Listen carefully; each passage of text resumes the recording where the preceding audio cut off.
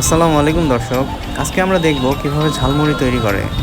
দেখুন, প্রথমেই চাউল ভাজা নিয়ে নিচ্ছে। প্রথমে চাউল ভাজা নিল, এরপর নিচ্ছে ছোলা ভাজা। ছোলা নিয়ে নিল, সিদ্ধ ছোলা। এরপর নিয়ে নিচ্ছে চানাচুর। চানাচুর নিচ্ছে দেখুন। তারপর নিচ্ছে মুড়ি। তো এই 4-5টা মিশ্রণে আসলে আমাদের এখানে ঝালমুড়ি তৈরি করবে। এরপর বিভিন্ন মশলা দিয়ে দিচ্ছে। মশলা, বিট লবণ, তেল, সরিষার তেল ইউজ করতেছে। এরপর দেখুন, এর সাথে একটি ডাল দিবে।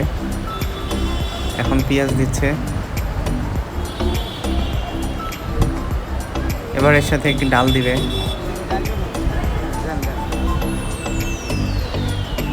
ডালের যেই মিশ্রণটি আছে সেখান থেকে একটু দিয়ে দিচ্ছে।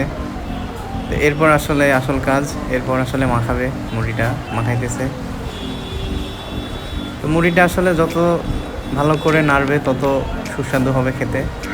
তো দেখুন, এখন মুড়িটা একেবারে খাওয়ার জন্য প্রস্তুত। এখন আমরা আসলে মুড়িটা খাবো। মুড়িটা সার্ভ করতেছে।